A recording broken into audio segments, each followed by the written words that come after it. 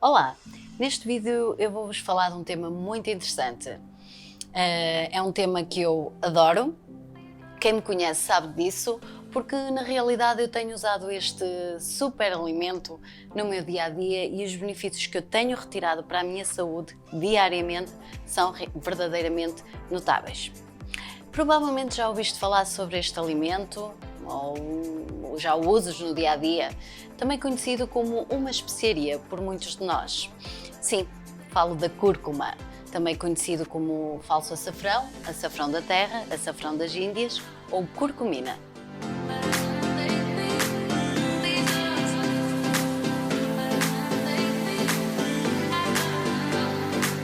A cúrcuma é uma raiz de cor alaranjada. Ela é da família do gengibre e a sua coloração bem viva demonstra a alta concentração dos seus pigmentos. E são esses pigmentos chamados de curcuminoides que oferecem as propriedades terapêuticas tão estudadas na atualidade. Por milénios, a cúrcuma tem sido utilizada como uma especiaria e em tratamentos e medicamentos. Ao longo das últimas décadas, foram realizados mais de 5.600 estudos com o princípio ativo principal da cúrcuma, que é chamado de curcumina. Algumas dessas pesquisas demonstram sólidas evidências que a curcumina pode contribuir e muito para a saúde e para o bom funcionamento do organismo. Neste vídeo, um pouco mais extenso que os anteriores, eu quero apresentar alguns dos benefícios por esses estudos. E por essa razão, mantém-te aqui comigo até ao fim, certamente não te vais arrepender. Primeiro benefício: aliviar e tratar a inflamação crónica. A inflamação é uma reação natural de defesa do organismo, como sabes, para combater invasores e reparar danos. Mas, quando a inflamação ocorre de maneira prolongada, começa a gerar problemas severos e quando isso acontece, a inflamação transforma-se em inflamação crónica. E muitas vezes nem temos a real percepção disso. Podemos estar com uma inflamação e nem perceber. De acordo com muitos pesquisadores, muitas doenças crónicas surgem como um desenvolvimento a partir da inflamação crónica prolongada. Isso inclui doenças cardiovasculares, síndrome metabólico, o cancro, doença de Alzheimer e várias doenças degenerativas. Por isso, é tão importante saber escolher alimento, suplemento ou princípio ativo que ajuda a combater a inflamação crónica. São importantes na prevenção e até mesmo no tratamento dessas doenças. Foi demonstrado que a curcumina tem um forte e eficiente efeito anti-inflamatório. É tão poderosa que se compara à eficácia de algumas drogas anti-inflamatórias. Segundo alguns estudos, pacientes com artrite, que é a inflamação das articulações, costumam responder muito bem com a curcumina. E no meu dia-a-dia, eu sentia dores constantes, muito provavelmente pelas más posturas, e com a introdução deste alimento tenho obtido melhorias significativas. A curcumina não é só um potente anti-inflamatório, ela também é um potente antioxidante, porque estimula a atividade das enzimas antioxidantes do próprio organismo, protegendo o corpo contra os radicais livres. Ou seja, ter curcumina presente com regularidade dentro do organismo é uma ótima ideia para minimizar os danos do stress, da poluição e até do envelhecimento. Segundo, prevenir doenças cerebrais e aprimorar as funções do cérebro. Hoje sabemos que a capacidade do cérebro de se regenerar e de se manter jovem é muito maior do que a que imaginávamos.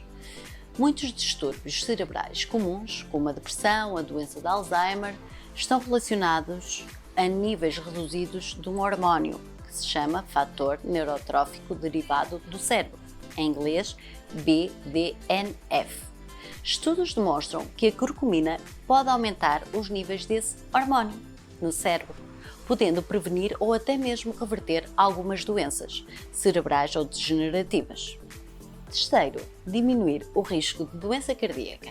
Problemas de coração são uma das principais causas de morte em todo o mundo, de acordo com as estatísticas mais recentes. Estudos sugerem que a curcumina leva a melhorias sensíveis da função do endotélio, que é o revestimento dos vasos sanguíneos. Assim, e como citei, a curcumina também diminui a inflamação e a oxidação de fatores que contribuem muito para distúrbios cardiovasculares. Quarto, prevenir e até mesmo tratar o cancro. Múltiplos estudos demonstram que a curcumina pode diminuir o crescimento das células neoplásicas em laboratório e inibir o crescimento do tumor em testes feitos com animais. A curcumina também demonstrou ser muito eficaz para reduzir a angiogênese, que é o crescimento de novos vasos sanguíneos nos tumores, e até a metastização, que é a disseminação do cancro. Também demonstrou ser muito eficiente para contribuir para a morte das células cancerosas, chamado de apoptose. Eu acredito que um dia a curcumina concentrada seja utilizada junto aos tratamentos convencionais do cancro pelos estudos oncológicos comuns. Quinto, prevenir e tratar a doença de Alzheimer. O Alzheimer é a doença neurodegenerativa mais comum no mundo e é a causa principal da demência.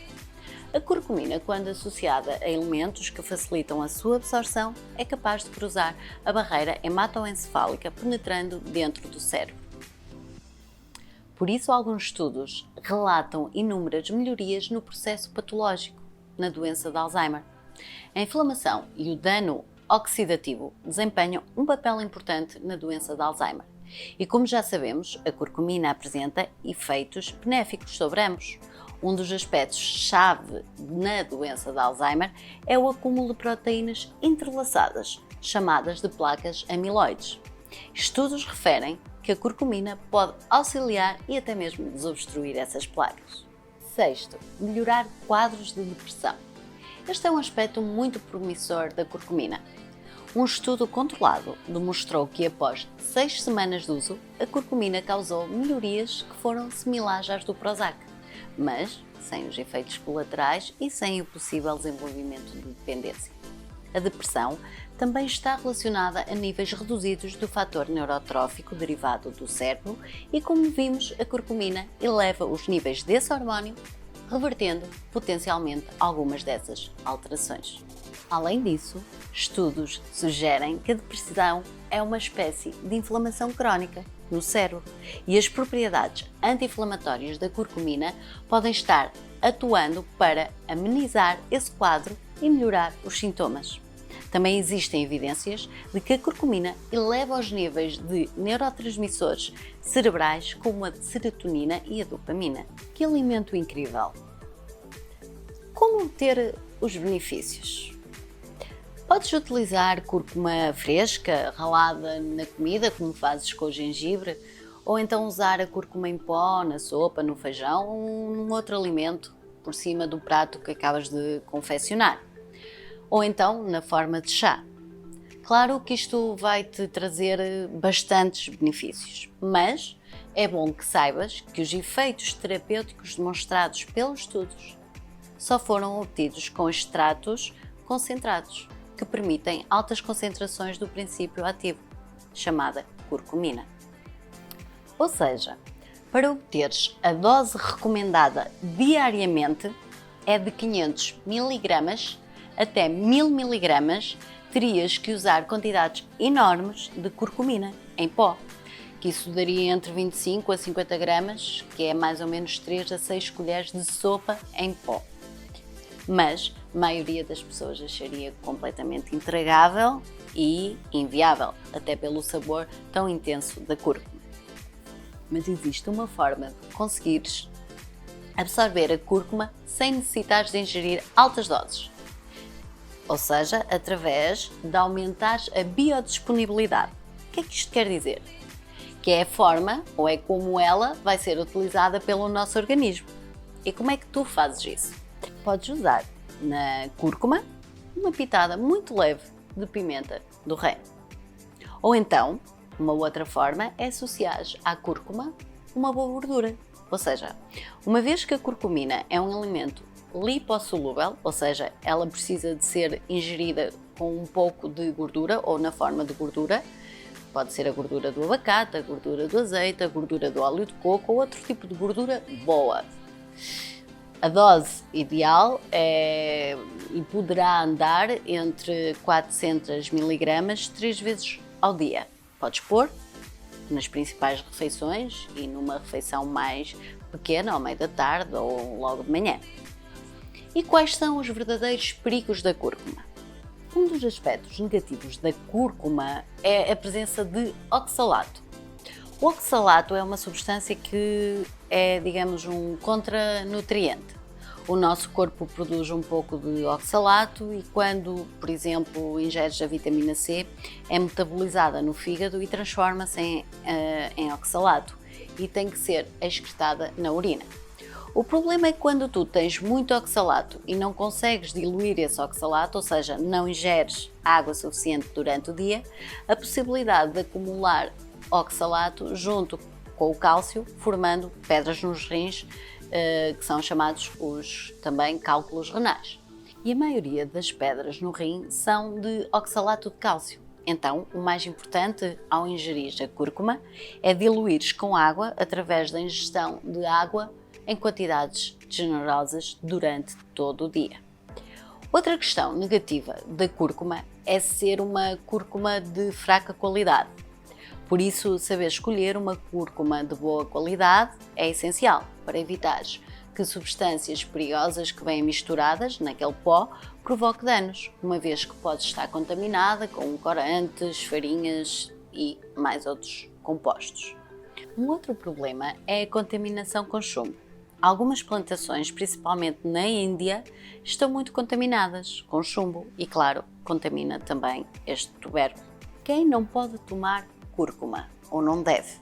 O grupo de mulheres grávidas, porque potencializa a força de contração do útero e pode levar ao aborto. Grupo de pessoas que tomam anticoagulantes, porque a curcumina pode aumentar o efeito anticoagulante e aumentar o sangramento. Pessoas com úlcera gástrica. A curcumina não causa gastrite, ok? Aliás, existem estudos que demonstram que a curcumina diminui a capacidade da multiplicação da bactéria Helicobacter pylori. Mas se já tens uma úlcera gástrica, não deves tomar cúrcuma. Não esquecendo que todos os vídeos têm caráter informativo e educacional, não substituindo uma consulta com o profissional de saúde ou o teu médico. Portanto, procura sempre. Se este vídeo te acrescenta valor, deixa um comentário, um like e segue-me nas redes sociais, Facebook, Instagram, LinkedIn e YouTube. A todos muito obrigada por terem ficado aqui comigo.